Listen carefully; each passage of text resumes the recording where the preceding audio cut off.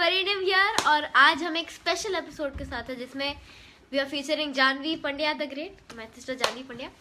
तो रिसेंटली कई लोगों ने जानवी को मेल किया था कि they are going through the 10th board fear of studying phase. तो उससे जानवी ने डिसाइड किया कि let's do a live session specially for the students who are giving their 10th and 12th boards और क्योंकि she'll be telling how to memorize and everything, तो आप सबके लिए काफ़ी इंपॉर्टेंट होगा। even if you're not giving your 10th or 12th exams, बहुत सारी ऐसी चीज़ें जहाँ पे हमें मेमोराइज करना पड़ता है या इवन कोई भी स्टैंडर्ड से आप हो, you can use this.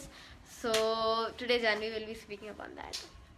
Hi guys, और आज का जो सेशन है I want to keep it interactive. अगर आपको कोई भी क्वेश्चंस हैं तो आप मुझे पूछ सकते हैं। So, you want to start with a song or you want me to start? You start. Okay.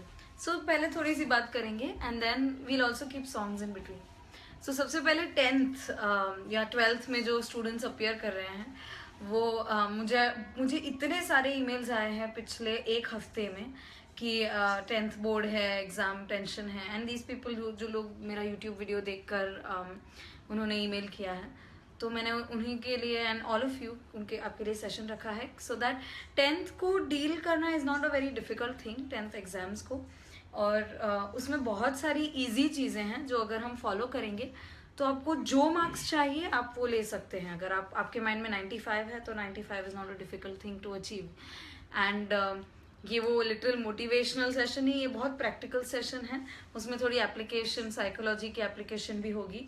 सो सबसे पहले बात करेंगे कि बोर्ड एग्ज़ाम है क्या, और लोगों को इसमें डर इसीलिए लगता है बोर्ड एग्ज़ाम से क्योंकि हमने कभी उसे एक्सपीरियंस किया नहीं है, या तो मतलब 10th बोर्ड हमने कभी एक्सपीरियंस किया नहीं है और हम लोग ने दूसरे लोगों से सुना है कि ऐसा होता है।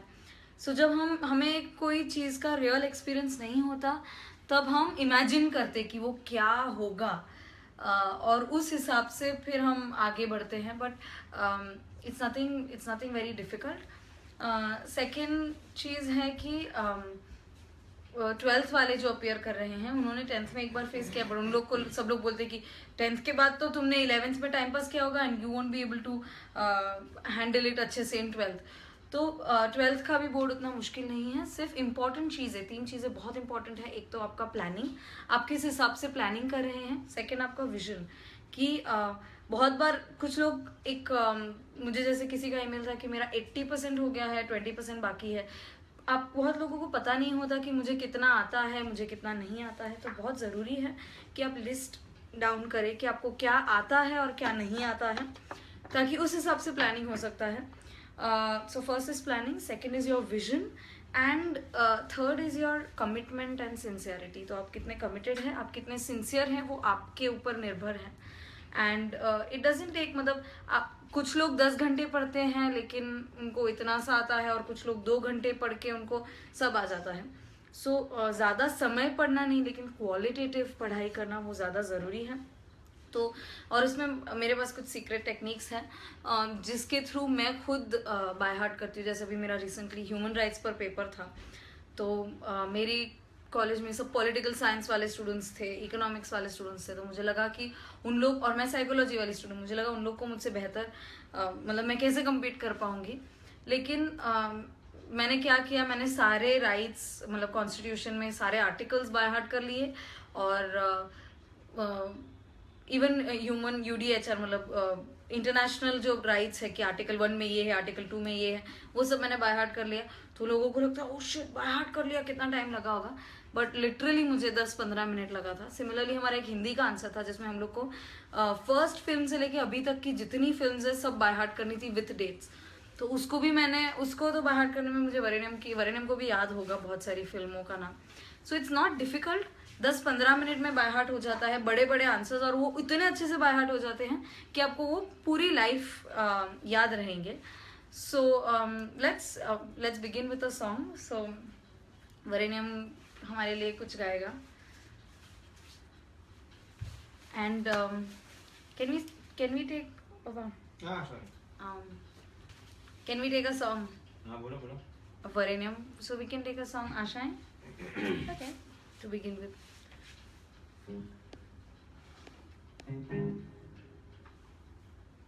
Skip.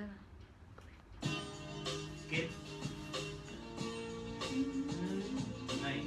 मुझे पता नहीं कि नहीं. बस चल. Whatever, नहीं wrong.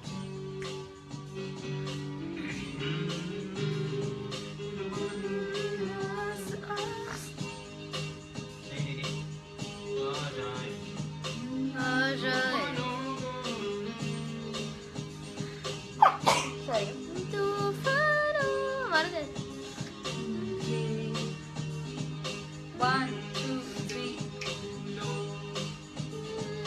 पाने की हो आस आस कोई अरमां हो जो खास खास आशाएं आशाएं हर कोशिश में हो बार बार कर दरियाओं को आर पार आशाएं तूफानों को चीर के मंजिलों को चीर ले आशाएं खिले दिल की उम्मीदें हंसे दिल की अब मुश्किल नहीं कुछ भी नहीं कुछ भी खिले दिल की उम्मीदें हंसे दिल की अब मुश्किल नहीं कुछ भी नहीं कुछ भी thank you so that was a beginning song आशाएं इसलिए क्योंकि सबसे पहले बहुत लोग शुरुआत में ही लाइफ मुझे लगता है कुछ लोग तो पैदा ही होते होपलेसनेस के साथ. अरे यार नहीं होगा यार वाट लग जाएगी मर जाएंगे. Nothing is impossible. तो सबसे पहले we'll go step by step कि हमें सबसे पहला स्टेप क्या करना है. तो सबसे पहला स्टेप है टू ड्रीम. और आपका क्या एक पर्टिकुलर विजन है. What is the exact figure जिसको आप देख रहे हैं. It could be 98%. मतलब ये जो फर्स्ट विजन होता है ना वो उसमें आपको अपनी कैपेबिलिटीज नहीं देखनी है कि मैं कितना कैपेबल हूँ उस हिसाब से विजन बनाना वैसा नहीं है. जस्ट एक सिंपल विजन बनाना है and that is okay 98%. What is the first number that comes in your mind that becomes your hi all of you who have joined. So ये वरेण्यम को अच्छी आदत है to say hi and all but I say hi to everyone. First step is जो first figure है आपके mind में आता है कि मुझे इतने मार्क्स चाहिए वो आप फिगर सोच लीजिए. और अभी मेरे पास है नहीं वो दूसरे रूम में है. उसको आप अपनी आंखों के सामने चार्ट पेपर में बनाकर या नोटबुक में बड़े हैंड राइटिंग में फ्रंट पेज पर आप बनाकर लिख सकते हैं. So most important thing is that you have dream. अगर मैंने और वरेण्यम ने मैं जब 3rd स्टैंडर्ड में थी तब मैंने फर्स्ट टाइम 101 ड्रीम्स लिखे थे. और वरेण्यम तो शायद 1st स्टैंडर्ड में था तब से ड्रीम्स लिख रहा है. और अभी हमारे पास 800-900 ड्रीम्स लिखे हुए हैं इन डायरी. और आप जब उसको 1 साल बाद देखेंगे ना आप बिलीव नहीं करेंगे उसमें से कितने सारे सपने जो आप देख रहे थे आपको लगेगा अरे यार ये तो सही में सच हो रहे हैं. So first thing is you write down your exact figure कि आपको क्या कितने परसेंटेज चाहिए कितने मार्क्स चाहिए. And it's not let right now. आपके पास अभी भी 1 महीना है. अब लिख लीजिए कि आपको एग्जैक्टली क्या चाहिए and then you start dreaming about it. And dream करना है उस चीज़ को याद रखने के लिए आप कोई सॉन्ग यूज कर सकते हैं जैसे I have a dream, a song to sing to help me cope with everything. So that becomes your first step कि you have a dream. Second step is you start visualizing, start planning कि आपको exactly क्या करना है. मैंने मना diary पास करना. तो आपके पास जो भी कैलेंडर है मैंने मेरे बोर्ड के वक्त मैंने एक चार्ट बना दिया था जिसपे मैंने अलग अलग डेट्स लिख दी थी और मैंने लिख दिया था. मतलब मैंने प्लान प्रॉपर फिगर आउट कर लिया था कि ये सब्जेक्ट में इतना इतना पोर्शन है और मुझे एक चैप्टर करने में जैसे ज्योग्राफी का एक चैप्टर मुझे फर्स्ट टाइम करने में 8 घंटे लगते थे और रिविजन करने में 2 घंटे. तो मैंने लिख दिया कि 1 चैप्टर 8 आवर्स रिविजन 2 आवर्स. उस हिसाब से मैंने हर चीज़ को वैसे लिख दिया था. एंड फिर मैं उसके हिसाब से प्लान करती गई. और दिन में एक ही सब्जेक्ट, बहुत लोग क्या करते हैं हिंदी लेंगे कि पहले 10 दिन में सिर्फ हिंदी करूंगी या पहले 1 हफ्ता में सिर्फ हिंदी करूंगी फिर दूसरा हफ्ता में सिर्फ इंग्लिश करूंगी फिर तीसरा हफ्ता मैं ये मैथ्स करूँ. नहीं, उससे अच्छा आप हर दिन हर सब्जेक्ट थोड़ा थोड़ा थोड़ा थोड़ा करें। जैसे मैथ्स का एक चैप्टर, ज्योग्राफी का चैप्टर बहुत लंबा है तो सिर्फ 1/3 चैप्टर को एक दिन में रखें, यानी 3 दिन में भी अगर आप एक चैप्टर कंप्लीट कर दे तो दैट्स नॉट अ प्रॉब्लम। लेकिन ज्यादा सब्जेक्ट्स अगर आप रखेंगे तो इंटरेस्ट मेंटेन रहेगा हर चीज पढ़ने में। So that was the first part की dream, and second is plan out. जैसे ये मेरी जो डायरी है उसमें मैं ऐसे लिख के रखती हूँ कि कौन से दिन मुझे क्या करना है, और उसमें फिर मैं ऐड करते जाती हूँ कि इतने से इतने घंटे I have to do this, इतने से इतने घंटे I have to do that. तो वो second thing very important, respect and interest. जब तक आप सब्जेक्ट को रिस्पेक्ट नहीं करेंगे, जब तक आप पढ़ाई को रिस्पेक्ट नहीं करेंगे, आप याद नहीं रख पाएंगे। क्योंकि सिर्फ उन चीज जिसमें हम इंटरेस्ट लेते हैं, और सिर्फ वो चीज जिसको हम महत्व देते हैं, रिस्पेक्ट देते हैं, सिर्फ वही चीज हमें याद रहती है। तो जब तक आप पढ़ाई को गालियां दोगे और टेक्स्ट बुक पे सब बने हुए ड्राइंग्स को सिर्फ उसकी मूछे और चश्मा और वो सब बनाओगे तो उससे आपको जल्दी बाय हार्ट होने नहीं वाला है।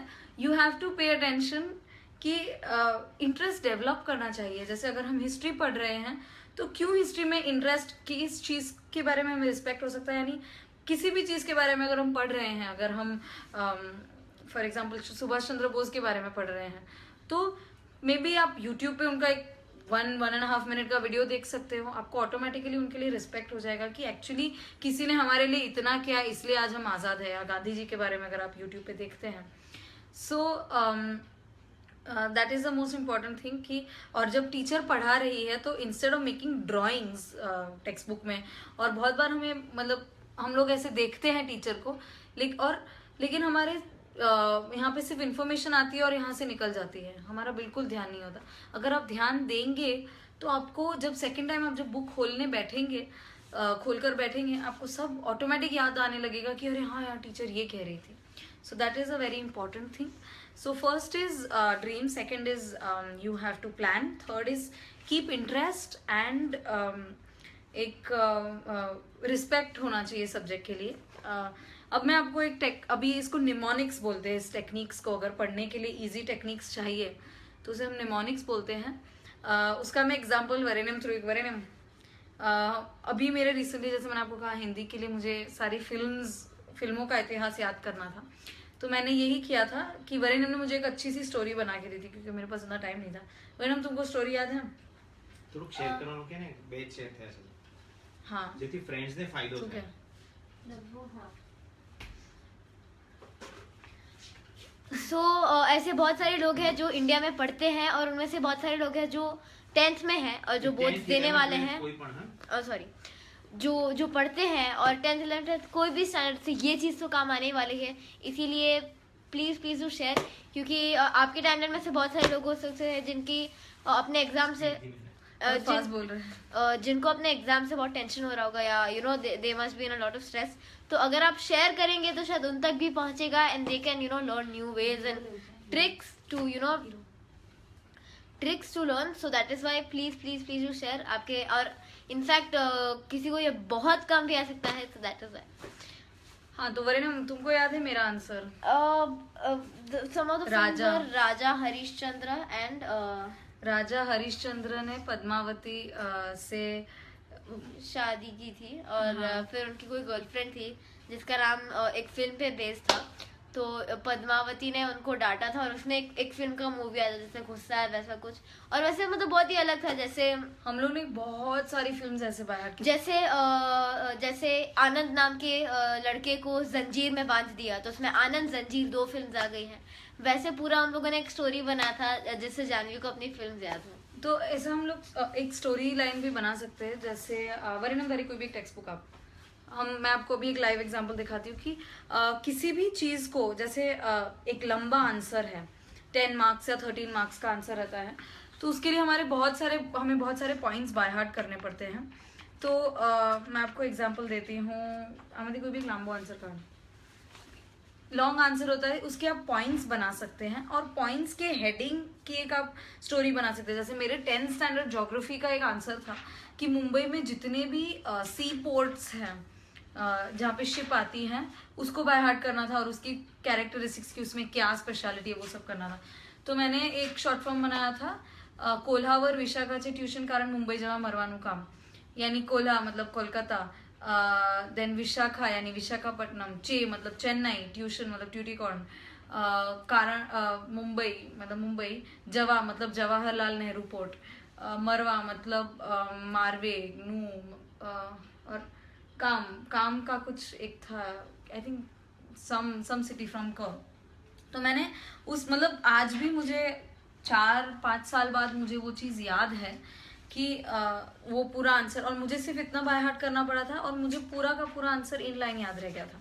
तो हर क्वेश्चन को हमें क्या करना है, हर क्वेश्चन के पॉइंट्स बना के रखने हैं और उस पॉइंट्स को बाय हार्ट मतलब उसके फर्स्ट वर्ड्स को हम बाय हार्ट कर सकते हैं, या फिर पॉइंट्स के वर्ड्स की हम एक स्टोरी बना सकते हैं कि जैसे आज एक्टिविटी सीरीज है हमारा, आपको याद करूँगी। हाँ, जैसे ये एक्टिविटी सीरीज है वरीन हमको केमिस्ट्री में बाय हार्ट करना है, तो इसमें MgAl मतलब magnesium, aluminium, zinc, iron, Pb मतलब लेड, ये सब उसको बाय हार्ट करना है। तो इसका एक हम स्टोरी लाइन बना सकते हैं, जैसे फेब मैज या मैज फेब, और बस इसी चीज को बाय हार्ट करना है, यानी ये एक वैलेंसी है उसका, ये स्टेप्स हैं।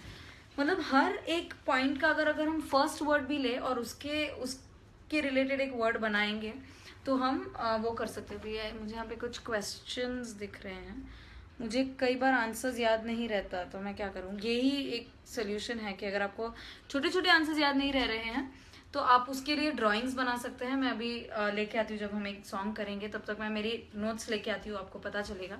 सो Aditya asks this, Shruti is asking, I have given my favorite songs tune to the types of iron and coal to learn. Very good. ये बहुत अच्छा सोल्यूशन है। मैथ्स, ओके, मैथ्स के लिए ट्रिक ये है, ये છે ને એને YouTube પર અપલોડ કરી દેવાની। ओके, तो Shruti if you can upload that on YouTube तो it will be helpful to everyone else, we will also share the link.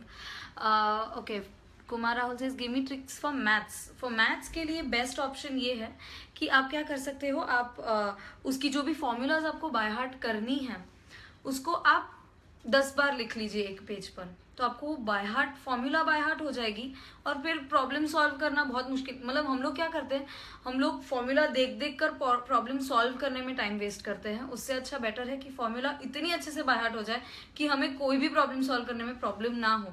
अभी एक्स, वो जैसे ट्रायंगल्स और वो सब चैप्टर्स में आपको एक्स ढूंढना होता है, तो उसमें आपको क्रिएटिवली सोचना है कि कुछ करने से इसका जवाब मिलेगा। When you start respecting that subject maths मतलब ये इतनी पावरफुल सब्जेक्ट है कि हम लोग यूजुअली इंडिया को दूसरी कंट्रीज में हमेशा बोलते हैं कि इंडिया कितना खराब है, कितना गंदा है, ये है वो है, लेकिन मैथ्स की जब बात आती है तो मैं मानती हूँ कि हम इंडियंस बहुत बहुत बहुत एडवांस है कंपेयर टू, जैसे हम लोग अब्रॉड गए थे, वहाँ पे हम लोग मैकडोनल्ड्स में गए थे, तो टोटल था $5.15, तो मैंने उनको $3.15, मैंने उनको $5 दिया और 15 सेंट्स ऊपर से दिया, और वो अंकल जो स्टोर पर थे वो इतने कंफ्यूज हो गए कि अब मैं क्या करूं। मतलब हम होते इंडियंस तो सीधा $2 वापस दे देते थे। यानी कैलकुलेशंस में इंडियंस इतने, they are so much advance, और इसीलिए वी आर मच अहेड। जैसे कोई सब्जी वाले के पास, हम लोग गोरेगांव किसी के पास गए थे सब्जी लेने, उन्होंने एग्जैक्ट बोल दिया कि ये ककड़ी 2 किलो 600 ग्राम की होगी। सो इंडियंस की वो स्ट्रेंथ है, and that is why I think maths को हम रिस्पेक्ट जब करेंगे और उसकी फॉर्मूलाज को जब बाय हार्ट करना शुरू करेंगे, सो maths will not be a problem at all. जो लोग मैथ्स को रिस्पेक्ट करते हैं, आई डोंट थिंक, हाँ, एंड मैथ्स के लिए और एक very good technique is for calculation is कि आप इस ऑर्डर को बाय हार्ट कर लीजिए, 1 9 2 8 3 7 4 6 5 5 6 4 7 3 8 2 9 1, ये मुझे पापा ने सिखाया था। इससे कैलकुलेशंस बहुत फास्ट होते हैं। 1 9 मतलब 9 मतलब 1 + 9 = 10, मतलब ये 10 का टोटल हम लोग सम निकाल रहे हैं, तो 2 8 3 7, 3 + 7 = 10, 4 + 6 = 10। ऐसा ही उसका ऑपोजिट करेंगे अगर आप कि 9 1 = 10, 8 2 10, 7 3 10, 6 4 10, 5 5 10, 4 6 10, 3 7 10, 2 8 10, 1 9 10। मतलब अगर इस हिसाब से आप करें, आप सिर्फ इतनी एक्सरसाइज कर लेंगे ना, तो कैलकुलेशंस बहुत बाय हार्ट ही हो जाते हैं। जैसे 67 + 83, अब मैं आपको दिखा दूँ वरेण्यम, तो करके दिखा. Fast calculation is very easy. 67 plus 83 150 140 140. So calculations become very easy. या एनी नंबर, जैसे मैंने वरेनियम को, ये हम लोग चल के आ रहे थे कहीं से, मैंने उसको तभी दिखा दिया, मैंने उसको तभी तुरंत बाय हार्ट करवा दिया. एंड इन नो टाइम्स उसको कैलकुलेशंस करना बहुत इजी हो गया था. यानी आप अगर मल्टीप्लिकेशन एडिशन, तो वो तो ऑन द स्पॉट ही हो जाता है. Then okay, all your friends are giving boards, Kumar Rahul, good. So I hope you have share, ताकि उनको भी ये मिल सके. Okay, even we should respect and love, Shruti says, we should respect and love all our subject teachers and develop a positive attitude towards the subject. That's true. क्योंकि उससे सही में बहुत फ़ायदा होता है. क्योंकि टीचर तो एक ही होते हैं, जैसे द्रोणाचार्य एक ही थे, उनके बहुत सारे स्टूडेंट्स थे, अर्जुन भी थे और एकलव्य भी थे. बट डिपेंड्स आप इसको कितना मिलता है, that depends on you. So it's important कि आप ध्यान दें क्लास में. क्योंकि एंड मैं usually, the reason why I always say कि ट्यूशन क्लासेस लेने की ज़रूरत नहीं है, क्योंकि जो लोग क्लास में, जो लोग ट्यूशन जाते हैं ना, वो लोग जब क्लास में बैठते हैं तो उनको लगता है अरे कोई बात नहीं, ट्यूशन में पढ़ लेंगे. तो क्लास में वो लोग टाइम पास करते हैं, ट्यूशन में वही चीज़ पढ़ाते हैं जो क्लास में पढ़ाते हैं. अब आप 8 घंटे स्कूल में रहते हैं, उसके बाद 8 घंटे आप ट्यूशन जाते हैं, तो आपको खुद पढ़ने का टाइम कब मिलेगा? ट्यूशन में वो लोग आपको बाय हार्ट नहीं करवाते, वो लोग सिर्फ वही एक्सप्लेन करते जो स्कूल में एक्सप्लेन किया था, और उसको घर जाके आपको बाय हार्ट करने के लिए आपको अलग टाइम देना ही पड़ेगा. That is the reason why it's very important अगर आप क्लास में ध्यान देने लगें. और ऐसा नहीं है कि जो बॉर्न स्मार्ट है वो लोग ही अच्छा करते हैं. जैसे मैं खुद, मेरे रिपोर्ट कार्ड्स, मेरे पास रिजल्ट्स है कि जब सेकेंड थर्ड स्टैंडर्ड में लोगों को 90, 95, 98% आते थे, तब मुझे 60s 70s में आते थे. 7th स्टैंडर्ड तक मैं बहुत डल स्टूडेंट थी, बिलो एवरेज स्टूडेंट हुआ करती थी. बट फिर ये कुछ थोड़ी थोड़ी टेक्निक्स, सब्जेक्ट में इंटरेस्ट लेना एक्सेट्रा, और मैं लिटरली 9th स्टैंडर्ड में मैं पूरे स्टैंडर्ड में फर्स्ट आई थी. सो इन नो टाइम, मतलब 6th 7th तक I am below average student. 7th में मैं एवरेज के लेवल में पहुंच गई थी, एंड डायरेक्ट 8th में, यहाँ पे 8th स्टैंडर्ड में आई केम 3rd in class, and 9th standard में मैं पूरे स्टैंडर्ड में फर्स्ट आई थी. सो इट्स नहीं, ऐसा नहीं है कि आपको स्मार्ट होना पड़ता है तो ये आपको मार्क्स मिलते हैं. Now okay, and we'll take a song first. Varenyam का एक सॉन्ग लेंगे. 19 શેર થઈ ગયા છે. Thank you very much. ભાવેશે બી શેર કર્યું. Thank you for sharing. Benefit થશે લોકો. It's beneficial for all of you. Okay, હું જ એક song લઈ લઉં છું. So one most important thing is to have a belief in yourself. जब तक आपको अपने आप पर बिलीफ नहीं रहेगा, बहुत लोग को लगता है कि I won't be able to make it, and ये मेरा, it's not my cup of tea. लेकिन पढ़ाई एक ऐसी चीज़ है जो मुझे लगता, पढ़ाई नहीं, ज़्यादा कोई भी ऐसी चीज़ है कि जो कोई भी कर सकता है. It just depends on you. And discipline is important, क्योंकि डिसिप्लिन का रियल मीनिंग होता है belief in self. Discipline comes from a Greek word which means belief in self. So for belief in self, this is a very beautiful song called Hero by Mariah Carey. तो उसके lyrics में मैं अभी गाती हूँ, अगर आपको नहीं समझ में आए तो मैं आपको समझाऊंगी अलग से. There's a hero. If you look inside your heart, you don't have to be afraid of what you are. There's an answer. If you reach into your sorrow, and the sorrow that you know will melt away, then a hero comes along with the strength to carry on, and you cast your fears aside, and you know you can survive. So when you feel like hope is gone, look inside you and be strong, and you finally see the truth that a hero lies in you. So इसका lyrics यही है कि there's a hero. If you look inside your heart, you don't have to be, मतलब आपको डरना नहीं, you don't have to be afraid of what you are. इस बात से बिल्कुल डरना नहीं कि आप कौन हैं. There's an answer if you reach into your soul. मतलब आपके आत्मा के अंदर एक जवाब मिलेगा. एक जवाब है अगर आप पूछेंगे अपने आप से, और आपके जितने भी दुख हैं, सौरो हैं, वो पिघल जाएंगे. melts away and then a hero comes along. जैसे दुख मेल्ट होते हैं, आपके अंदर का जो हीरो है वो बाहर आएगा, जो आपको स्ट्रेंथ देगा to carry on. And then a hero comes along with the strength to carry on and you cast your fears aside. मतलब आप अपने सारे डरों को बाजू में रख देंगे and you know you can survive. मतलब फिर आपको रियलाइज होगा कि yes I can survive. So whenever you feel कि hope चली गई है, look inside you and be strong. And you'll finally see the truth that a hero lies in you. मतलब हम सबके अंदर एक हीरो है. ना अगर आपको कुछ पर्टिकुलर क्वेश्चंस हैं जो आपको याद नहीं रहते हैं. कुमार राव जी पूछते कि हमने हिस्ट्री में डेट्स याद नहीं रहती, हमारा भी problem. Oh that's great. History में आपको डेट्स नहीं याद रहती, तो मैं एक चीज़ लेके आती हूँ. आई ब्रिंग माई बुक जिसमें आपको मैं एग्जांपल देती हूँ कि मैं डेट्स कैसे याद रखती हूँ. जैसे मैंने आपको कहा कि मैंने पूरे कॉन्स्टिट्यूशन के सारे आर्टिकल्स, और मतलब मेरी पॉलिटिकल साइंस की टीचर सरप्राइज हो गई थी कि शिट इतना कैसे बाय हार्ट किया. But it's nothing difficult. और डेट्स बाय हार्ट करना तो इतना ईजी है कि मुझे ऐसा हो गया है कि मुझे डेट, मैं कभी भी मैंने कहीं डेट देख लिया कि ओके 1891 या 1971, मुझे वो याद ही रह जाता है कि ठीक है इनका ये बर्थडे. तो date is nothing difficult to by heart. So I will show you the date. Till then Varenyam carry on. Varenyam आपके लिए एक गाना सुनाएगा. I will show you how I remember the dates. Very name here. So till then I should also see the questions. गायन का भी इसको उतरने को. दिल दिया है जा भी देंगे. ना छोड़ो सनम टाइप का मोटिवेशनल पिक ले लें. के दिल है छोटा सा क्यों के टाइप में. हाँ हाँ. So I believe I can fly. I believe I can fly. I believe I can touch the sky. I think about it every night and day. But not being then fly away. I believe I can soar.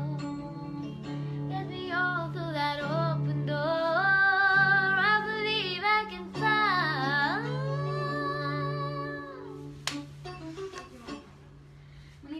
जानिए अभी. तो फिर हम आपको.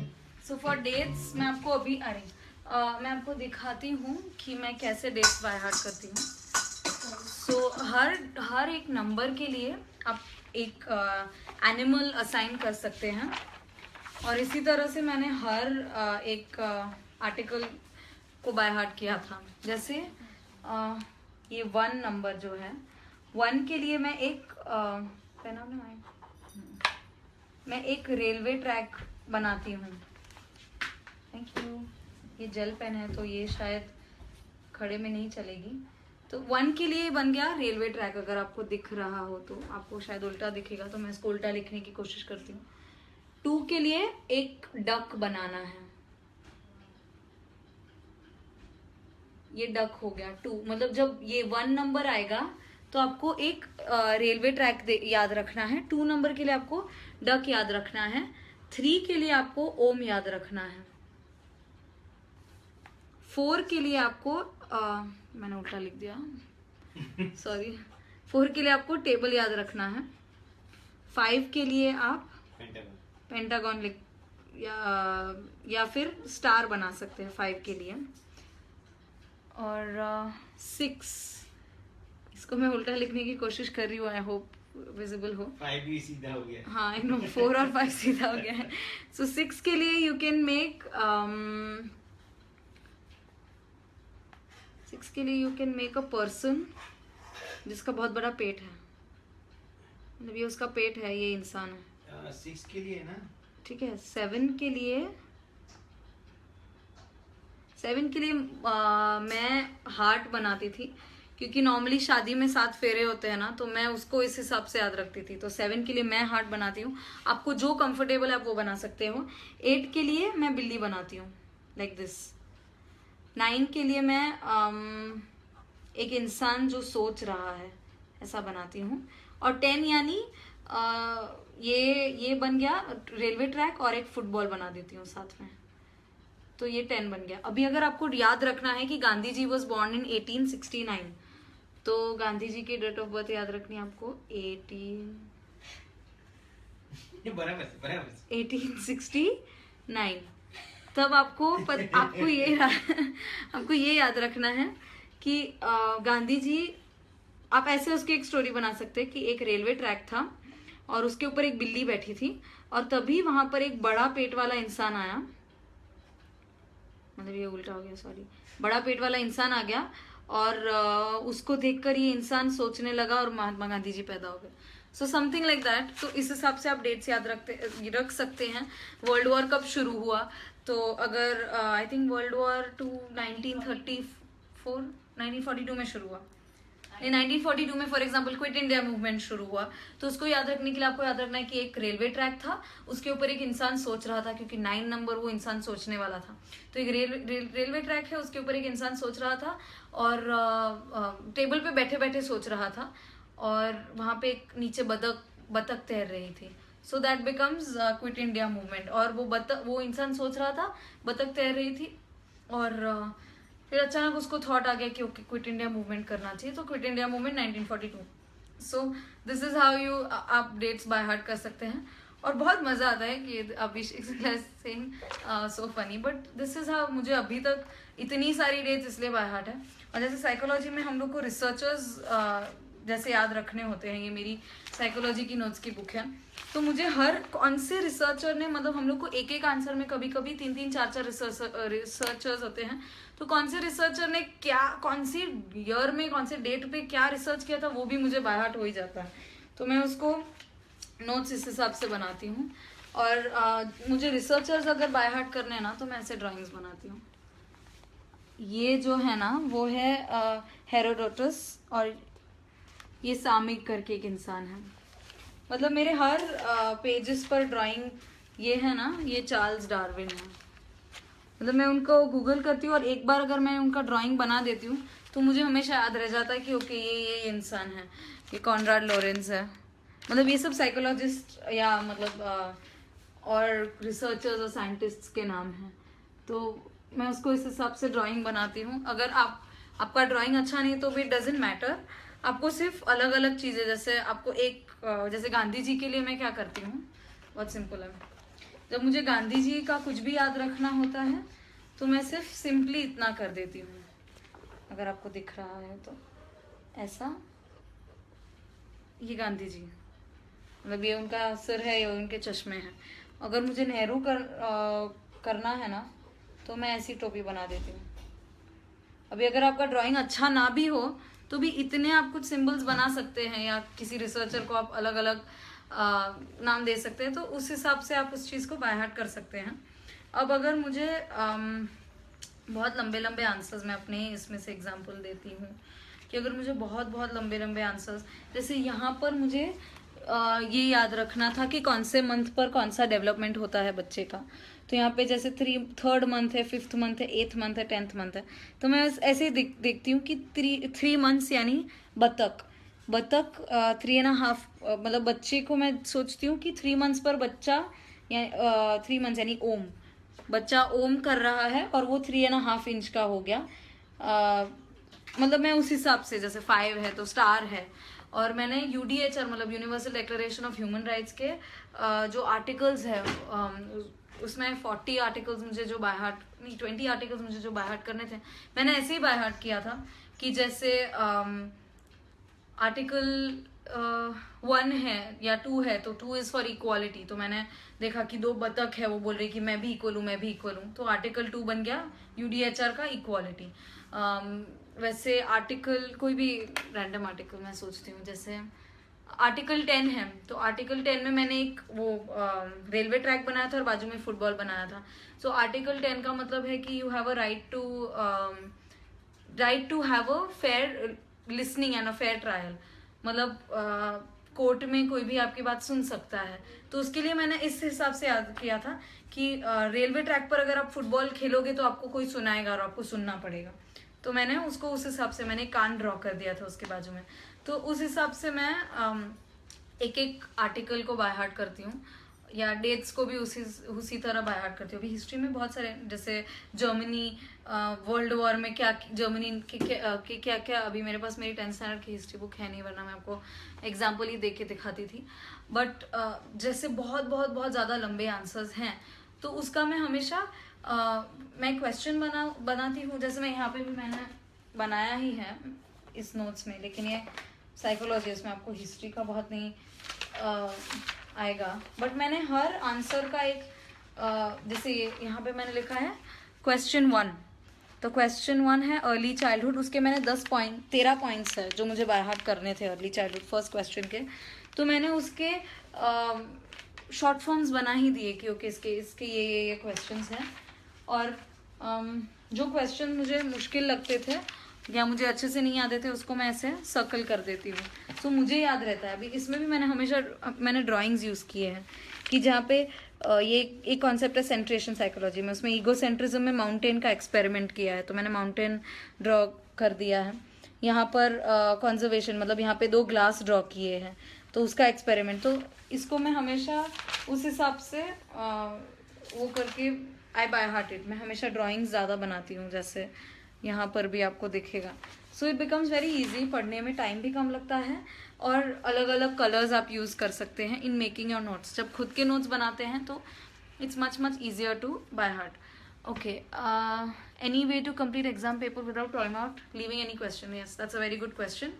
अगर आपको लगता है 2 घंटे का पेपर है आपका, तो बहुत ज़रूरी है कि आप हर आंसर को एक बार लिख के देखें, तो आपको पता चलेगा कि एग्जैक्टली आपको कितना टाइम लगता है एक आंसर लिखने में। जैसे हम लोग के एग्ज़ाम, हम लोग के जो 2 घंटे के पेपर होते हैं उसमें 20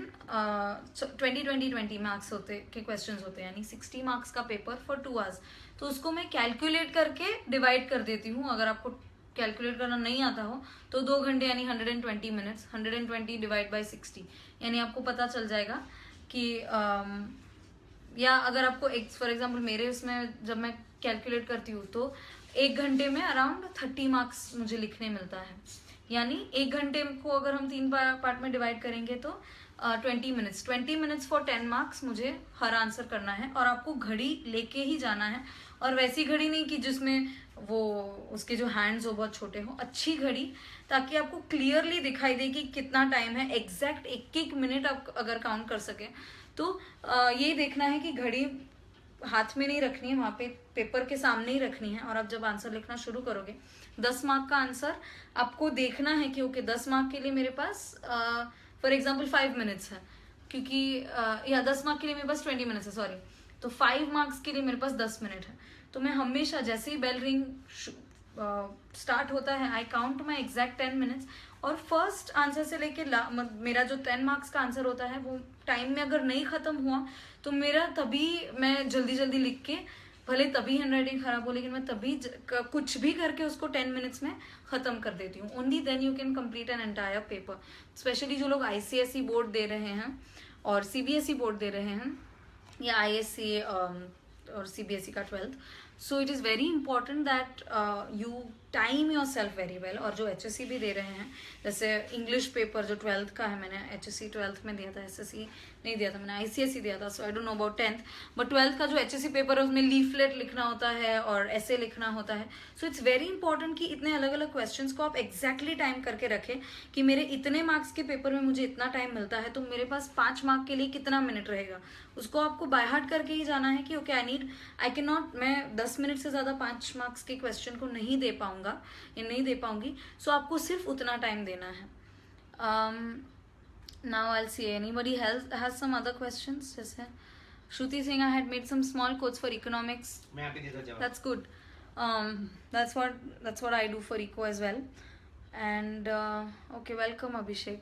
और એક આમણે બહુ મસ્ત રાજસ્થાન की आवाज છે ને એમનો થોડો ઉપર જો ને હિન્દીમાં આખો મસ્ત લખ્યું છે કુરાનનો શું મેસેજ છે। अच्छा, राजस्थान की आवाज़ ने लिखा है, पढ़ाई में मेहनत करो और फिर अल्लाह यानी ईश्वर पर भरोसा रखो, कामयाबी आपके कदम चूमेगी, अपना काम अच्छी तरह से पुख्ता इरादे, मैंने मतलब नहीं खबर, पुख्ता इरादे से करो और फिर अल्लाह पर भरोसा रखो। वाह, बहुत बहुत बहुत इम्पोर्टेंट बात कही है। और कुरान में ये चीज कही है, ऐसी ही सेम चीज भगवत गीता में भी कही है, जिसमें वो कहते हैं कर्मण्येवाधिकारस्ते माँ फलेषु कदाचन माँ कर्म फल हेतुर्भु माते संगोस्त्व कर्मणि। मेरे व्हाट्सएप स्टेटस, मेरे घर पे, मेरी बुक्स पे ये मैं श्लोक लिख के रखती हूँ, क्योंकि उसका मतलब ये है कि आप सिर्फ अपना कर्म करो और फल की don't think about the results, क्योंकि when you start thinking about the results then you start getting stressed out. Stress कब होता है? जब हम सोचते हैं अरे यार अगर मैं फेल हो गया तो। अगर आप ये बात सोचोगे तो आपको टेंशन, फियर, स्ट्रेस वो सब होगा। लेकिन अगर आप सिर्फ ये सोचो कि अभी मुझे कितना पढ़ना है, मुझे आगे क्या करना है, तो आपको कोई टाइप का स्ट्रेस, जैसे बहुत बहुत टाइम सीट्स होती है कि मुझे एक पर्टिकुलर कॉलेज में एडमिशन चाहिए आफ्टर 10th, तो आप सोचोगे कि अरे यार अगर मैंने अच्छे से नहीं पढ़ा और मुझे एडमिशन नहीं मिला तो, अब उसकी बात सोचोगे तो आपका टाइम वेस्ट होगा डर लगने में या एंजाइटी करने में। उससे अच्छा सिर्फ आप अपना कर्म कीजिए, फल की अपेक्षा मत रखिए, and just leave it on God. आपका जो भी आपके जो भी भगवान हैं, आप उनके ऊपर you can leave it and results will be good. Whatever you want वो आपको आ जाएगा। Don't waste your time in thinking about the results, क्योंकि हमारे पास वैसे भी टाइम कम होता है। 26 share. Oh, that, thank you all for sharing. And you Now, keep sharing. Yeah, oh yes, and keep. Oh, ये वरीनियम ने जो बनाया है बहुत क्यूट है. Keep sharing. So now if you have any other questions, we can also take that. I would like. Science માટે કીધું છે. Science માટે શું? સાયન્સ માટે શું કરવાનું? સાયન્સમાં વધારે માર્ક્સ લેવાના. अगर आपको साइंस में मार्क्स चाहिए तो ये मेरा फॉर्मूला जो मैं साइकोलॉजी में अप्लाई करती हूँ, थोड़ा टायरिंग है लेकिन इंटरेस्टिंग भी होता है। बाय हार्ट, मतलब आप इतना लिखो। मैं लिटरली डेफिनेशंस तो मैं ऐसे बाय हार्ट करती हूँ कि मैं अगर पांच लाइंस की, यूजुअली इतनी होती नहीं है, बट अगर फॉर एग्जांपल 2 लाइन की डेफिनेशन है ना, उसको तब तक लिखते जाओ जब तक आपको definition word to word by heart ना हो जाए। क्योंकि बहुत लोग बोलते हैं, बहुत इवन आर्ट्स में टीचर्स बोलते हैं, जैसे psychology 12th standard HSC psychology है, उसमें टीचर्स बोलते हैं you can write it in your own words, लेकिन ऐसा नहीं है। The more you write accurately according to the textbook के जितना नज़दीक और करीब आप लिखोगे उतने आपको बेटर मार्क्स आएंगे। सो डेफिनेशन स्पेशली जो होती है साइंस में या साइकोलॉजी जैसे सब्जेक्ट में, इवन सोशियोलॉजी जैसे सब्जेक्ट में आर्ट्स के, या इकोनॉमिक्स या कॉमर्स के ऐसे सब्जेक्ट, किसी भी चैप्टर की जितनी भी डेफिनेशंस हो, आप उसको अलग एक नोट्स बना दीजिए कौन सी डेफिनेशंस है, और सभी डेफिनेशंस को तो बाय हार्ट कर ही दीजिए। क्योंकि आप किस तरह आंसर फ्रेम करते हैं, जैसे साइकोलॉजी में स्ट्रेस के ऊपर कोई भी क्वेश्चन आता है तो सबसे पहली चीज आपको क्या करना है, आपको स्ट्रेस को डिफाइन करना है। और अगर आपने स्ट्रेस को वर्ड टू वर्ड जो टेक्स्ट बुक में दिखाया है या टेक्स्ट बुक में दिया है उसको डिफाइन करेंगे एग्जैक्टली वर्ड टू वर्ड कि according to this person this is what stress means, तो आपको द फर्स्ट लाइन देख के टीचर को पता चलता है कि ओके इस इंसान को आता है, वो वेल प्रिपेयर्ड है, और आपको चांसेस है कि आपको बेटर मार्क्स मिलेंगे। सो फॉर साइंस ऑल्सो अगर आपको जितनी भी डेफिनेशंस हैं बाय हार्ट कीजिए। प्लस साइंस में अगर आपको कुछ समझ में नहीं आता हो, जैसे अभी मेरे क्रॉस फैकल्टी सब्जेक्ट में मैंने साइंस लिया है, बायोलॉजी लिया है, तो बहुत सारी चीज़ें जो ऊपर से जाती है क्योंकि मुश्किल लगती है, तो YouTube पे आप वीडियोस देख सकते हो, बहुत अच्छे एनिमेटेड वीडियोस हैं। जब आप एनिमेटेड वीडियोस की हेल्प लेते हो तो विजुअल और ऑडिटरी और अंडरस्टैंडिंग, मतलब वो तीनों आपके उसमें वर्क करता है एंड वो बहुत हेल्प करता है। तो साइंस के लिए आप देखिए वीडियो, अगर आपको समझ में ना आता हो कि वीडियो बहुत जल्दी जा रहा है, नहीं समझ में आ रहा है video, so keep watching it again and again जब तक आपको बाय हार्ट ना हो। यस, हाँ, हाय, जानवी जो कह रही है सही बात है। एक्चुअली हम लोग के ज़माने में ब्लैक लिथो किया हुआ प्रिंटेड उसमें हमको ताजमहल दिखाते थे, जैसे काले काले धब्बे वाला पेपर पे, और इजिप्ट पिरामिड्स, और तो हमें ऐसा लगता था कि क्या एक बोरिंग सब्जेक्ट के लिए इतना ये कर रहे हैं। पर जब एक्चुअल में जाके हमने पिरामिड या ताजमहल देखते हैं तो पता चलता है कि ओ माय गॉड ये है। और मैं जब पिरामिड देखने गया था इजिप्ट में, कैरो में, तो जो हिस्ट्री बता रहे थे, क्योंकि मैं मार्क टू मार्क ही पास होता था, तो मुझे बहुत अफसोस हुआ कि मुझे तूतनखामेन के बारे में क्यों नहीं पता या मुझे इतनी हिस्ट्री क्यों नहीं पता थी। So what Janhvi says is, मैंने अपना नेचुरोपैथी का एग्ज़ाम दिया था, तो मैंने मुझे रेस्पिरेटरी सिस्टम नहीं समझ में आता था, ऑल्वियोलाई का जो फंक्शन है carbon dioxide in and out का, तो मैंने पूरा यूट्यूब पे 3D में एनिमेटेड करके देखा, तो मुझे तुरंत समझ में आ गया था हाउ इट वर्क्स। जो बुक्स में फिगर्स है उसमें नहीं, तो पेरेंट का परमिशन लेके आपको यूट्यूब से भी देखना चाहिए, बहुत फायदा होगा। ओके और एक बहुत इंपॉर्टेंट चीज़ है, आपके जितने भी चैप्टर्स में इंपॉर्टेंट रिसर्चर्स के, साइंटिस्ट्स के वैसे नाम होते हैं, तो उसको हमेशा सेपरेटली लास्ट में लिखना चाहिए। जैसे यहाँ पे मैंने लेफ्ट में रिसर्चर्स के नाम लिखे हैं और राइट साइड में उन्होंने क्या काम किया है वो लिखा है। मतलब एक क्लियर डिस्टिंक्शन हो ही जाता है। यहाँ पे मेरे पास सिर्फ थोड़े हैं, बट 12th बोर्ड में मुझे याद है कि मैंने वो कुछ 67 रिसर्चर्स के नाम लिखे थे कि उन्होंने क्या काम किया था। एंड 12th बोर्ड में मुझे साइकोलॉजी में 93 मार्क्स आए थे, जो नॉर्मली लोग बोलते कि बहुत मुश्किल होता है। और जिस तरह से मुझे डरा के रखा था कि तुमको तो कुछ नहीं आता है, लोग ट्यूशन्स जाते हैं लेकिन और लोग गाइड्स में से पढ़ते हैं, नथिंग लाइक दैट। इससे मुझे इम्पोर्टेंट चीज़ ये भी याद आई कि बहुत लोग गाइड्स पढ़ने में बहुत टाइम वेस्ट करते हैं। मुझे लगता है कि गाइड्स पढ़ना is a waste of time, क्योंकि ऑलरेडी टेक्स्ट बुक हमने इनफ बार पढ़ा नहीं है और हम गाइड पढ़ते रहते हैं। टेक्स्ट बुक में से क्वेश्चंस पूछने वाले हैं, तो गाइड में से कोई देख के कुछ क्वेश्चन नहीं पूछेगा। अब गाइड देखने में टाइम वेस्ट करो, उससे अच्छा आई वुड बिलीव कि आप टेक्स्ट बुक पढ़ने में टाइम दीजिए, क्योंकि वो ज़्यादा ज़रूरी है। और अगर कोई चीज़ समझ में नहीं आ रही है, और ध्यान रखो कि आप एक एक वर्ड पढ़ रहे, बहुत लोग पढ़ते जाते हैं और फिर रियलाइज होते हैं हम उड़ने लगे हैं, हमको पता ही नहीं चला कितने इसमें क्या बोला है। नहीं, आप एक एक सेंटेंस जो पढ़ रहे हैं आपको ध्यान से पढ़ना है, और अगर कुछ समझ में नहीं आया है तो उसको वापस पढ़िए, और समझ में नहीं आया तो कीप रीडिंग, बहुत बार पढ़िए, शायद 10-15 बार पढ़ोगे तो आपको वो याद आ जाएगा, याद रह जाएगा। अभी मैंने जैसे आपको आर्टिकल्स के बारे में बताया था, तो ये आपको फनी लगेगा, बट ये मैंने ऐसे बाय हार्ट किया था। जैसे 1 है, ये UDHR है। 1 को मैंने रेलवे ट्रैक बनाया था। अभी रेलवे ट्रैक में ये जो 2 लाइन है वो इक्वल, तो 1 इज राइट टू इक्वालिटी। 2 जो है वो डक है, तो राइट टू डिस्क्रिमिनेशन, मतलब डक सोच रहा है कि हाउ कैन यू, मुझे कौन डिस्क्रिमिनेट कर सकता है। 3rd मैंने ओम मतलब 3 नंबर के लिए मैंने ओम बनाया है, तो 3rd राइट है right to life, liberty and personal security. उसके बाजू में मैंने शंकर भगवान को बनाया, क्योंकि शंकर भगवान को हम ओम के साथ एसोसिएट करते हैं, प्लस शंकर भगवान हमें लाइफ, लिबर्टी और हमें प्रोटेक्ट करके रखते हैं, तो पर्सनल सिक्योरिटी। 4th जो था वो टेबल है, तो उसमें स्लेवरी, तो यहाँ पे देख मैंने स्लेव्स ड्रॉ किए जो टेबल उठा के चल रहे हैं। 5th पर है जो स्टार है, लेकिन स्टार जब गिर जाता है तो वो रो रहा है स्टार, तो 5th है right to torture and right against torture and degradation. 6th है, उसमें मैंने ये उल्टा ट्राइंगल बनाया है, यानी दो ट्राइंगल वाला स्टार, यानी 6 वाला, और वो दैट बिकम्स अ हार्ट चक्र, तो ये मुझे याद रहता है इसलिए मैंने ये 6 बनाया है। 7 मतलब लव, मतलब इक्वल बिफोर लॉ, मतलब जैसे प्यार करोगे ना तो बोलते हैं ना कि everything is fair in love and war, ऐसा। तो 7 जो नंबर है, तो article 7 becomes that you are equal before law. तो उस हिसाब से मैंने मेरे सारे उसको बाय हार्ट किया था।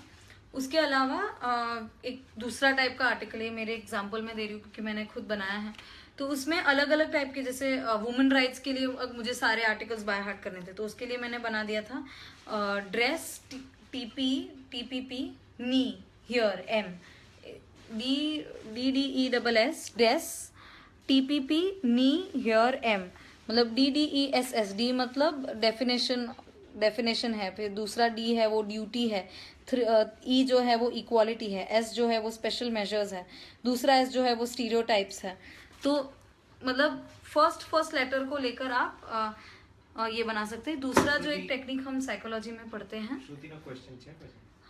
दूसरा जो हम क्वेश्चन पढ़ते हैं साइकोलॉजी में हमने पढ़ा है कि आप हर चीज़ को ऐसे याद रख सकते हो। जैसे आपको एक एक इवेंट याद रखना है, तो आप ये याद रख सकते हो कि मेरे डोर पे ये एक चीज़ है। फॉर एग्जांपल आपको इवेंट वाइज बाय हार्ट करना है कि सबसे पहले जर्मनी ने लंदन पर वॉर किया, तो आपको याद रखना है कि डोर पर जर्मनी के कपड़े पड़े हैं और डोर के बाहर लंदन का, मतलब आप और फिर मैं नीचे सीढ़ी के नीचे उतर रहा था तो लंदन, उतनी देर में लंदन ने अमेरिका पर वॉर कर दिया। तो आपको इमेजिन करना है कि सीढ़ी के नीचे अमेरिका है, स्टैच्यू ऑफ लिबर्टी है। फिर वॉचमैन अंकल के पास, मतलब हम चल के जाते हैं गेट में, वॉचमैन अंकल के पास जापान है क्योंकि वॉचमैन अंकल जापानीज जैसे दिखते हैं। तो उसको आप उस हिसाब से ऐसे भी एक टेक्निक है कि आप अपने घर से आप स्कूल तक जाते हो ना, उसके रास्ते में आप इवेंट्स रख सकते हो कि पहले ये हुआ, पहले जापान में ये हुआ, फिर ये हुआ, फिर ये हुआ। उस हिसाब से भी आप एक बाय हार्ट कर सकते हो। Okay, Shruti is asking maximum how many practice papers should be solve before the boards. I have not solve even one. मैंने एक भी प्रैक्टिस पेपर सॉल्व नहीं किया है बोर्ड के पहले, बिकॉज मुझे लगता है कि वो आपको डरा देता है। आपको लगता है कि I am not prepared instead of solving practice papers, क्योंकि हाँ बहुत लोग बोलते हैं कि वही पेपर में से एग्जाम में आने वाला होगा एंड लास्ट 10 ईयर के सॉल्व करोगे तो उसमें से बहुत सारे क्वेश्चंस रिपीट होते हैं। बट आई वुड प्रेफर कि प्रैक्टिस पेपर सॉल्व करोगे मतलब आप 2 घंटा स्पेंड करे on solving one paper, instead of that वो 2 घंटा आप उसी सब्जेक्ट की टेक्स्ट बुक पढ़ने में अगर स्पेंड करेंगे तो it will be much more effective and much more useful. मतलब when I was in 12th तब मेरा कोई प्लान नहीं था कि अभी मैं जो कॉलेज में हूँ, मुझे उस कॉलेज में जेवियर्स कॉलेज में हूँ, तो मेरा कोई प्लान नहीं था कि मुझे यही कॉलेज में नई कॉलेज में जाना है। मेरी जो पुरानी कॉलेज थी मुझे उसमें कंटिन्यू करना था, तो मैं बहुत चिल्ड थी। मैं उतना पढ़ाई को लेके मुझे इतने मार्क्स चाहिए मैंने वैसा कुछ सोचा, मैं आराम से, मुझे पढ़ना पसंद है इसलिए मैं पढ़ती थी। तो मेरे जो फ्रेंड्स थे, मुझे अभी तक याद है, कोई 21 सेट्स बुक आती है 12th बोर्ड्स के लिए, तो 21 सेट्स की अलग अलग बुक लेके आएंगे। सोशियोलॉजी की 21 लेके आए, लॉजिक की 21 सेट्स बुक लेके आए, साइकोलॉजी की बुक लेके आए और ये गाइड लेके आए। और लोग मतलब बुक से ज़्यादा उन लोग के पास इतनी गाइड्स होती थी, और मैं बोलती थी यार मेरे पास तो बुक में से भी पढ़ने का टाइम नहीं है, तुम लोग गाइड पढ़ रहे हो। और सब लोग बोल रहे जानवी HSC में तो करना पड़ता है। मैंने कुछ नहीं किया था। मेरे एक भी फ्रेंड का मतलब मेरे मैक्सिमम फ्रेंड्स जो गाइड से पढ़ रहे थे उनके और मेरे परसेंटेज में 8-8, 9-9% का फर्क था। मतलब मेरा डायरेक्ट 89 हो गया तो उनका 80, 79, 78% था। So I would suggest, I would strongly, and for you Shruti I would suggest कि डोंट सॉल्व पेपर्स, क्योंकि उसमें डर लगता है। कभी कभी हम प्रिपेयर भी होते हैं ना, तो भी अगर हमें आंसर आता है ना तो भी हमको डर लगता है, और डर लगने के लिए हम और डर जाते हैं। उससे बेटर कि आप खुद उतना टाइम वेस्ट करने से बदले उतना टाइम आप टेक्स्ट बुक पढ़ने में डालिए, and when you will go and see in the paper आपको सब बाय हार्ट हो जाएगा। एक बहुत ज़्यादा इंपॉर्टेंट चीज़ ये है कि अगर आपने कोई भी चीज़ एक भी बार पढ़ी हो तो वो आपको 100% याद आ जाएगा if you are giving the paper. बहुत बार ऐसा होता है कि मैं, जैसे रिसेंट पेपर में ही हुआ मेरा ये कि सब 55 मार्क्स आउट ऑफ 60 मुझे बहुत अच्छे से आता था, लेकिन लास्ट 5 मार्क्स मुझे याद ही नहीं आ रहा था कि अरे यार क्या है इसका आंसर। लेकिन मुझे इतना कॉन्फिडेंस था कि मैंने एक बार तो पढ़ा है ये। मैंने इन द बिगिनिंग बहुत बहुत बहुत पहले मैंने पढ़ा था, मे बी मई जून में वैकेशन में पढ़ा था, लेकिन मैंने पढ़ा तो है फॉर श्योर। और जब मैं पेपर, और मैंने फिर वो लास्ट जो 5 मार्क्स का मुझे नहीं आ रहा था मैंने छोड़ दिया, और तभी सोचना छोड़ दिया। जब मैं लिख रही थी और जब मैंने आंसर लिखना शुरू किया तब स्टार्टिंग की फर्स्ट लाइन जो था वो मैंने खुद कुछ बनाने की कोशिश की और मुझे आंसर याद आने लगा और मैंने पूरा आंसर एज इट इज लिख दिया। सो अगर आपने एक भी बार पढ़ा होगा कोई answer, you will be able to recollect that. You just have to, आपको इतना बिलीफ रखना है अपने आप पर कि एक भी बार पढ़ी हुई चीज़ आपको, जैसे मेरे हिस्ट्री 10th में आई डिड गेट 98, क्योंकि मुझे ऐसा लगता था कि हिस्ट्री में इतना सारा पोर्शन, हम लोग को 32 चैप्टर्स थे। अभी तो ICSE में फिर भी वो लोग लकी, उन लोगों को सिर्फ 24 चैप्टर्स है आई थिंक, हम लोग को 32 चैप्टर्स थे। लेकिन और उसमें इतनी सारी डिटेल्स, कॉन्स्टिट्यूशन और ये और वो, सुप्रीम कोर्ट, सब मिक्स होके मुझे लगता था कि नहीं होगा, बट हो गया। It is nothing difficult. Any other questions? छह बाबा? So yeah these are, we cover up all the points. And important ये है, बहुत पेरेंट्स को लगता है कि बोर्ड एग्जाम आ रहे हैं इसलिए टीवी बंद कर दो, फोन बंद कर दो, आईपैड बंद कर दो, गेम्स बंद कर दो। नहीं, रिक्रिएशन और पढ़ाई 2 अलग चीज़ है, उसका कोई रिलेशन नहीं है, वो कोई कोरिलेटेड नहीं है। अगर आपने टीवी देखना बंद कर दिया तो ये मतलब नहीं है कि आप ऑटोमेटिक आपका पढ़ना बढ़ जाएगा। अगर आपने टीवी देखना बंद कर दिया तो आपका पढ़ना तो उतना ही कम रहने वाला है। सो उससे बेहतर है कि आप टीवी भी देखें, गेम भी खेलें, एंजॉय भी करें, फ्रेंड्स के साथ घूमें भी, बात भी करें, लेकिन साथ साथ में पढ़े भी, बिकॉज दोनों अलग चीज़ है। अगर आपने टीवी और वो सब कंप्लीटली बंद कर दिया ना तो रादर आपको फ्रस्ट्रेशन आएगा कि यार मुझे टीवी भी नहीं देखने मिल रहा, पढ़ाई भी नहीं हो रही। सो बेटर है कि you all stay do get recreated. और पढ़ने के बाद और बहुत अच्छे से पढ़ते हैं ना, तब माइंड के अंदर डोपामिन सिक्रीट होते हैं, एंडोर्फिन्स करके हार्मोन्स है वो सिक्रीट होते हैं, तो हमें उसे फील गुड हार्मोन बोलते हैं। हमें बहुत अच्छा फील होता है, we feel good. So it's good that आप पढ़े और उसके बाद अगर आप टीवी देखेंगे ना तो आपको उसका रिवॉर्ड का भी मजा आएगा और आपकी पढ़ाई भी बेहतर होगी. सो इंस्टेड ऑफ स्पेंडिंग बहुत सारा टाइम, जितना आप पढ़ रहे हैं वो अच्छे से पढ़ें. So now we end the session. अगर आपको कोई भी क्वेश्चंस है तो आप मुझे इस ईमेल कर सकते हैं janvipandia11@gmail.com पर, या मेरे पर्सनल अकाउंट पर आप मैसेज भेज सकते हैं. Shruti has a question. Just 1 month to go for boards. How should we do revision effectively now? Revision effectively के लिए अगर आपके पास टाइम नहीं है तो आप फ़ोन में उस चीज़ एक एप्लीकेशन आता है साउंड कॉर्सेट, CORSET, उसको आपका जो भी आंसर्स है उसको आप फ़ोन में बाय हार्ट कर दीजिए. और साउंड कॉर्सेट में आप उसको डबल स्पीड में सुन सकते हैं, यानी यू आर सेविंग, मतलब आप जितना एक रिवीजन में अगर आपको 2 घंटे लगते हैं तो आप वही रिवीजन आप 1 घंटे में कर सकते हैं. क्योंकि वी कैन लिसन, हम बहुत जल्दी पढ़ नहीं सकते लेकिन अच्छे से कान में डाल के हम सुन सकते हैं. We can listen to it fast. Second, effective revision का इम्पॉर्टेंट रूल इज, क्योंकि जब हम रिवीजन करते हैं तो हम लोग ऊपर से ही देखने लगते हैं कि no, but when you are doing effective revision, write down और मेन पॉइंट्स लिखो. जैसे मैंने आपको बोला था कि फर्स्ट वर्ड्स का आपने जो बनाया है, जैसे मैंने वुमेन राइट्स के लिए वो बनाया था DEESSTPPNEEHEREM. तो इफेक्टिव रिवीजन के लिए मैं ये करूँगी कि वुमेन राइट्स के लॉज एंड मैं वो सारे लिख लूँगी एक बार.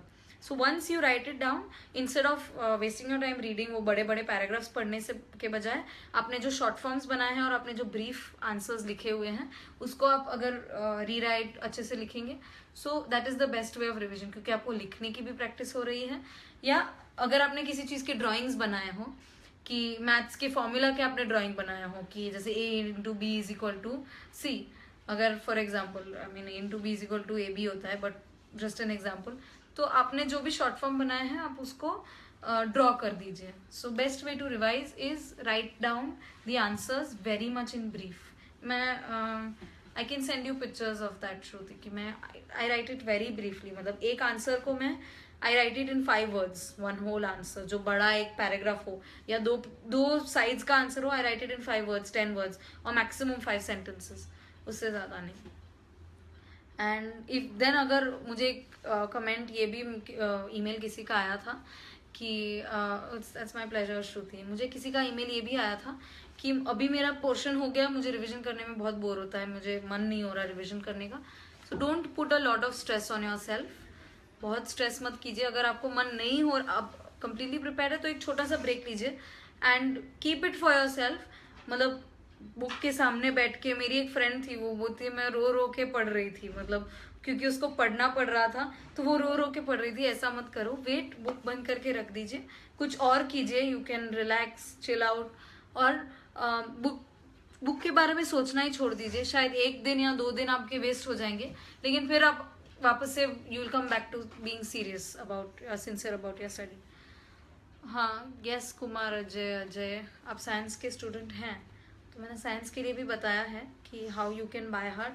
साइंस के लिए बाय हार्ट करना और चीज़ें परफेक्ट लिखना बहुत ज़रूरी है. साइंस में आप स्कोर बहुत ज़्यादा कर सकते हैं, और अगर आपने इफेक्टिवली पढ़ा, जो मैंने टेक्निक्स बताए हैं उसको यूज़ करके, तो साइंस में तो या तो आपको डायरेक्ट 60% आ सकता है और या तो आपको डायरेक्ट 90% आ सकता है.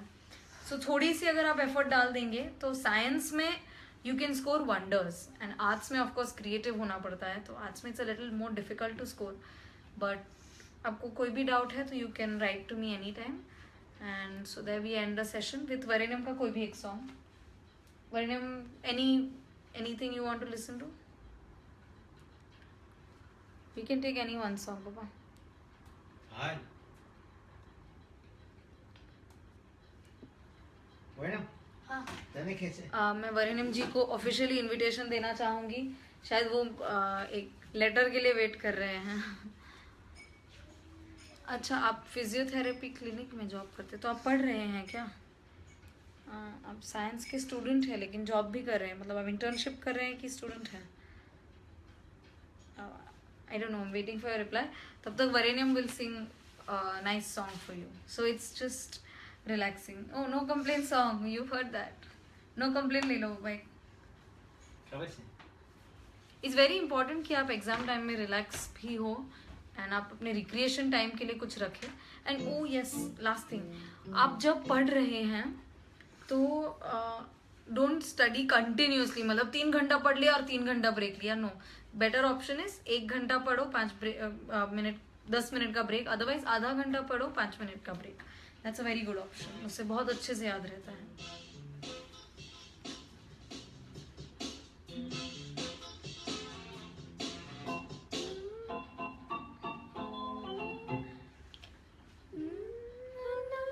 एक मिनट, बहुत ऊपर गया. अजीब Okay. नोबल पसंद है. Thank you Yash, thank you for joining. हाँ, perfect. No no no complain, करो ना तुम complain. No no no complain, करो ना तुम कंप्लेन. बॉस वाइफ ने जरा, एग्जाम में फेल, लव में फेल, इंटरव्यू में फेल, आया नहीं मेल, छूट गई, क्लास मिस हो गई, नो सड़क भी बंद है, बैंक भी बंद है, सेल फोन भी बंद है, बिल नहीं हुआ, दिल नहीं भरा, कस्टमर नहीं है, क्लाइंट भाग गया. नो नो नो कंप्लेन, करो ना तुम complain. No no no complain, करो ना तुम कंप्लेन. गुड न्यूज हो या बैड न्यूज, सुनने के लिए तैयार रहो, चाहे कुछ भी हो जाए, एटीट्यूड का कांटा ठीक रखो. It's not important what happens, important is how you take it. It is not important what happens, important is how you take it. No no no complain, करो ना तुम कंप्लेन.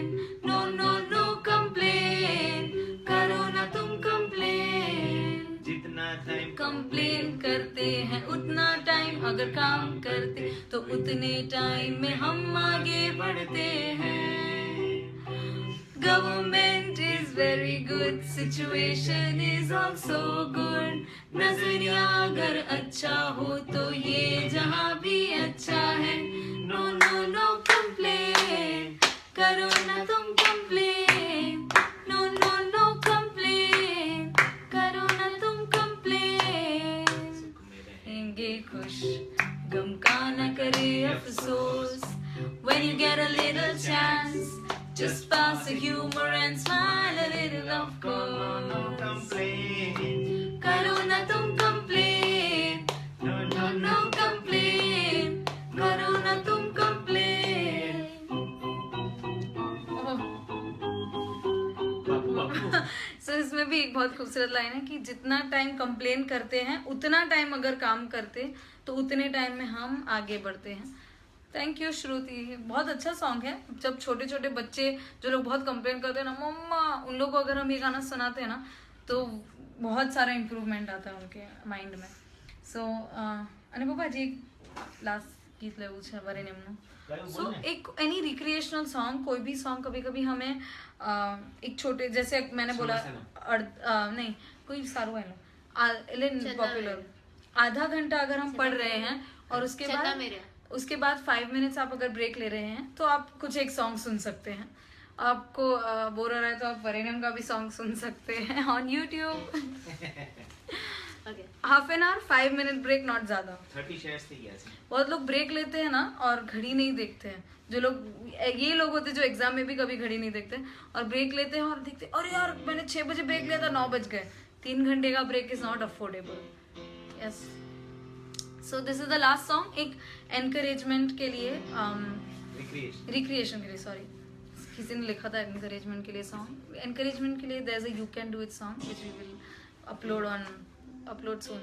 सो एक रिक्रिएशन के लिए सॉन्ग फ्रॉम वरेना. अच्छा चलता हूँ, दुआओं में याद रखना, मेरे जिक्र का जुबां पे स्वाद रखना, दिल के संदूकों में मेरे अच्छे काम रखना, चिट्ठी तारों में भी मेरा तो सलाम रखना, अंधेरा तेरा मैंने ले लिया मेरा, उजला सितारा तेरे नाम किया, चन्ना मेरे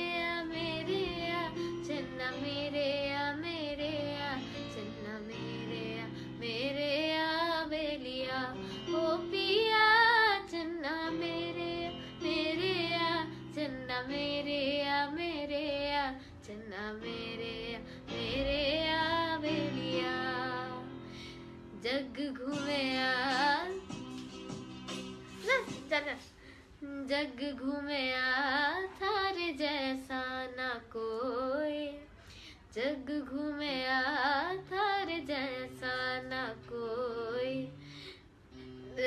कोई जैसी है तू वैसी रहना, जग घूमया थारे जैसा ना कोई, जग घूमया थारे जैसा ना कोई. So, શેર કરો જેના બી સ્ટુડન્ટ્સ હોય. there might be students who are who are in need of the live session that we just had. The tips and tricks that Janvi gave might be important for students like me and many others. So that is why I will say please share. The live video has already crossed 30 shares. Thank you so much for sharing. And once more I like to say कि आपको आपके timeline में शायद किसी को ज़रूरत होगी इस चीज़ की. So that is why. हाँ. मेरी उम्र के भी लोग हैं तो आप ये मत सोचिए कि भाई मैं शेयर करूंगा तो क्या फायदा होगा. कोई ना कोई देखता होगा. नॉर्मली हर एक फेसबुक में अकाउंट में 100 से 1000 से 1500 लोग देखते हैं. तो उनमें से कई बार ऐसा होता है और इट मैटर्स अ लॉट. कई बार हम लोग तनाव में होते थे, हमें कोई गाइड नहीं करता था. तो प्लीज दिमाग का दे सर. ठीक है, डू शेयर एंड दिमाग का दे रोज विदाउट म्यूजिक भी चल सकता. हाँ, yes. So then will take the दिमाग का दही. आजकल दिमाग का दही लोग बहुत सुन रहे हैं ये सॉन्ग. सो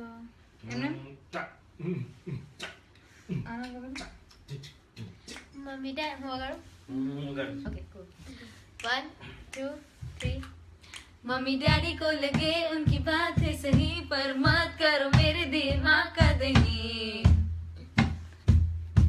वेकेशन में भी पढ़ाई, इज दिस हिटलर्स लड़ाई? नहीं करने देते कुछ भी फ्रॉम अप्रैल टू मई. अबे चल थोड़ी हवा आने दे. मम्मी डैडी करते हैं चाय पे चर्चा, अबे इसमें तो है कुछ खर्चा. हम करते हैं चैटिंग. That's not dating. माँ भी सास भी कभी बहू थी, माँ भी कभी बच्ची थी, गलतियाँ भी करती थी, अकल की थोड़ी कच्ची थी. मेरा भी तो हक है गलतियाँ करने का. हम भी तो है बच्चे, इतना क्या करने का. मम्मी डैडी को लगे उनकी बात ही सही, पर मत करो मेरे दिमाग का दही. नहीं है सही, नहीं है सही, पर मत करो मेरे दिमाग का दही. मत करो मेरे दिमाग का दही, मत करो मेरे दिमाग का दही. एकदम कड़क यार. So yes, keep sharing. अगर किसी को भी कुछ भी जरूरत है, it's not difficult to score. Let's हम एक पूरी दुनिया बन सकते हैं स्कॉलर लोगों की. सो और इंडियंस में है वो intelligence. So wishing you all the best. और बोर्ड एग्जाम्स एक नॉर्मल इवेंट है, तो टेंशन लेने की कोई जरूरत नहीं है. All the best. बाय.